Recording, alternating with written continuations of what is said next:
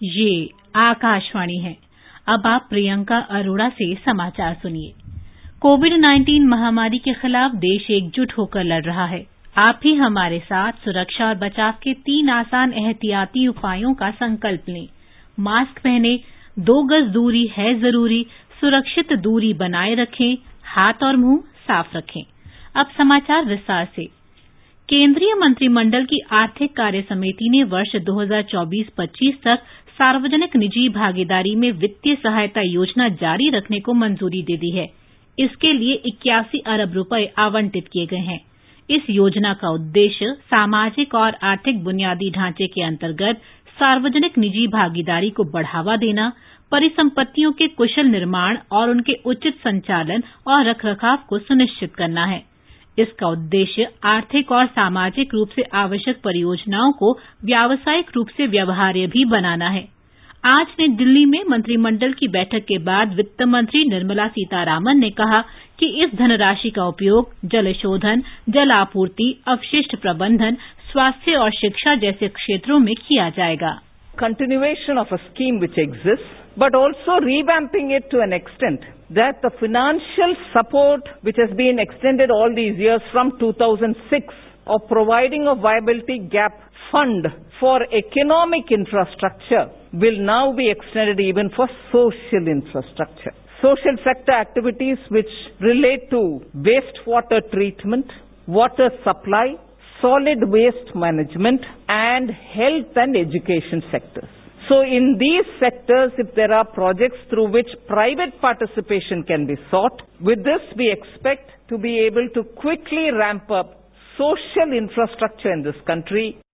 केंद्रीय मंत्रिमंडल ने देश की विनिर्माण क्षमताओं और निर्यात को बढ़ावा देने के लिए 10 प्रमुख क्षेत्रों के लिए उत्पादन से जुड़ी प्रोत्साहन योजना PLI को मंजूरी दे दी है। इनमें दूरसंचार और नेटवर्किंग उत्पाद, औषधि उद्योग, मोटर वाहन और उसके कलपुर्जे, कपड़ा और उससे जुड़े उत्पाद तथा खाद्य उत्पाद शामिल हैं। आज मंत्रिमंडल की बैठक के बाद सूचना और प्रसारण मंत्री प्रकाश जावड़ेकर ने बताया कि ये योजना भारतीय निर्माताओं को विश्व स्तर पर प्रतिस्पर्धी बनाएगी, निवेश को आकर्षित करेगी तथा निर्यात को प्रोत्साहित करेगी।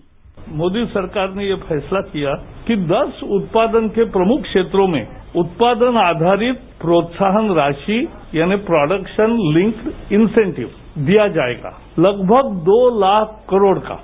ये उत्पादन भी बढ़ाएगा, निर्यात भी बढ़ाएगा और रोजगार भी बढ़ाएगा। आत्मनिर्भर भारत को साकार करने की दृष्टि से ये निर्णय महत्व का होगा।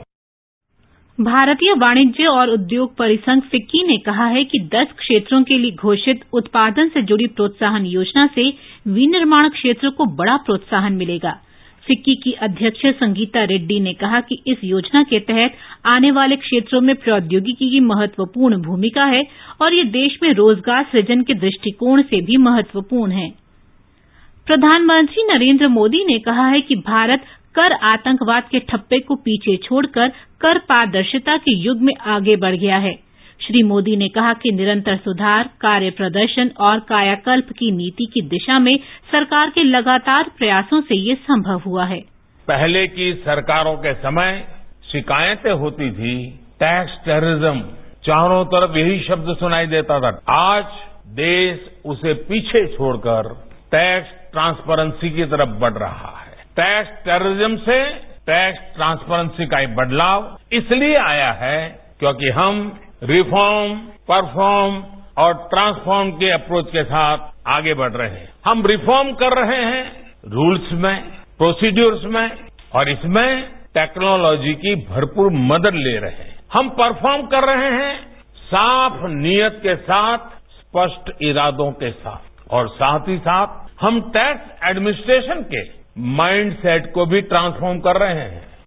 प्रधानमंत्री ने आज शाम वर्चुअल माध्यम से ओडिशा के कटक में आयकर अपीलीय अधिकरण के अत्याधुनिक सुविधाओं वाले कार्यालय और आवासीय परिसर का लोकार्पण किया।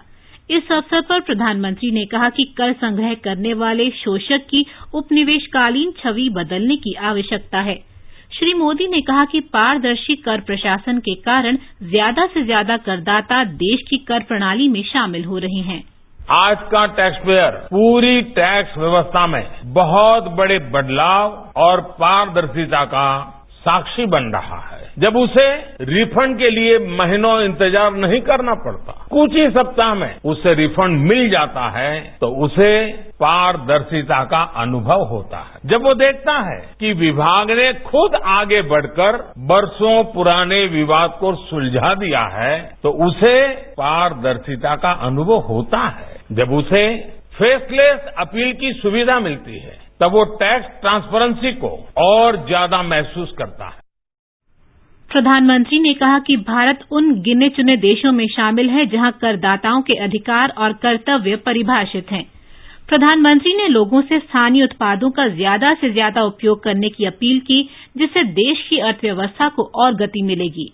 विकास की गति तेज करने के लिए, भारत को और ज्यादा इन्वेस्टमेंट फ्रेंडली बनाने के लिए देश में ही लाखों युवाओं को रोजगार देने वाली मौजूदा कंपनियों के लिए कॉरपोरेट टैक्स घटाया गया है। देश मैन्युफैक्चरिंग में आत्मनिर्भर बने, इसके लिए नई घरेलू मैन्युफैक्चरिंग कंपनियों के लिए टैक्स रेट 15% किया गया है। भारत के इक्विटी मार्केट में निवेश बढ़ाने के लिए डिविडेंड डिस्ट्रीब्यूशन टैक्स को भी खत्म किया गया है। जीएसटी से भी दर्जनों टैक्स का जो जाल था कम हुआ है और ज्यादातर सामान और सेवाएं, उन सेवाओं में टैक्स की दर भी बहुत कम हुई है। ये समाचार आकाशवाणी से प्रसारित किए जा रहे हैं। कोविड-19 से बचाव और सुरक्षित रहने के 3 उपाय। मास्क लगाएं, 2 गज दूरी है जरूरी, सुरक्षित दूरी रखें, हाथ और मुंह साफ रखें। केंद्रीय स्वास्थ्य मंत्री डॉक्टर हर्षवर्धन ने आज 7 राज्यों के मुख्यमंत्रियों और स्वास्थ्य मंत्रियों के साथ कोविड-19 की स्थिति और सार्वजनिक स्वास्थ्य उपायों की समीक्षा की। ये राज्य हैं महाराष्ट्र, उत्तराखंड, मणिपुर, मिजोरम, त्रिपुरा, मेघालय और गोवा। उन्होंने राज्यों को अधिक कोविड संक्रमण वाले जिलों में नमूनों की जांच पर विशेष जोर देने की सलाह दी।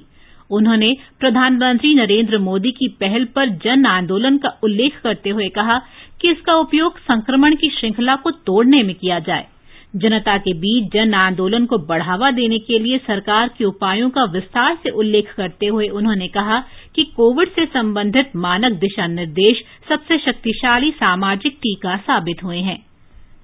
कपड़ा मंत्रालय ने दीपावली के अवसर पर स्थानीय वस्तुओं को बढ़ावा देने का अभियान शुरू किया है। केंद्रीय कपड़ा मंत्री स्मृति ईरानी ने लोगों से अनुरोध किया है कि वे स्थानीय बुनकरों और दस्तकारों को प्रोत्साहन देने के लिए दीपावली के अवसर पर उनकी बनाई हुई चीजों को खरीदें। उन्होंने लोगों से ये भी अनुरोध किया कि वे इन वस्तुओं को उनके विक्रेता के चित्र के साथ #LocalForDiwali पर भेजें। आज राष्ट्रीय शिक्षा दिवस है। स्वतंत्र भारत के पहले शिक्षा मंत्री मौलाना अबुल कलाम आजाद की जयंती के अवसर पर हर वर्ष आज का दिन शिक्षा दिवस के रूप में मनाया जाता है। प्रधानमंत्री नरेंद्र मोदी ने मौलाना आजाद और आचार्य जेबी कृपलानी की जयंती पर उन्हें श्रद्धांजलि अर्पित की है। ट्विटर पर प्रधानमंत्री ने कहा कि मौलाना आजाद और आचार्य कृपलानी को राष्ट्र की प्रगति में अतुलनीय योगदान के लिए याद किया जाता है। श्री मोदी ने कहा कि दोनों नेताओं ने गरीबों और युवाओं के जीवन स्तर को बेहतर बनाने के लिए स्वयं को समर्पित किया था। केंद्र शासित प्रदेश जम्मू कश्मीर में राज्य निर्वाचन आयुक्त के शर्मा ने आज जम्मू में विभिन्न राजनीतिक दलों के प्रतिनिधियों के साथ बातचीत की। उन्होंने वहां जिला विकास परिषद और पंचायत उपचुनावों को शांतिपूर्ण ढंग से संपन्न कराने के लिए व्यापक प्रबंधों पर चर्चा की। श्री शर्मा ने राजनीतिक दलों से इन चुनावों में सक्रिय ढंग से हिस्सा लेने की अपील की ताकि वहां लोकतांत्रिक व्यवस्था को मजबूत किया जा सके और सुशासन को जिलों और जमीनी स्तर तक पहुंचाया जा सके। कर्नाटक के मुख्यमंत्री बीएस येदियुरप्पा ने पुलिस विभाग और कानूनी प्रकोष्ठ से अनुसूचित जाति और अनुसूचित जनजाति के लोगों के खिलाफ अपराधों में कमी लाने की दिशा में काम करने का आह्वान किया है। बेंगलुरु में आज समाज कल्याण विभाग द्वारा आयोजित एक कार्यशाला को संबोधित करते हुए उन्होंने कहा कि ऐसे मामलों में सजा दिए जाने की मौजूदा दर मात्र 5 से 6% है। इसके साथ ही ये समाचार बुलेटिन समाप्त हुआ।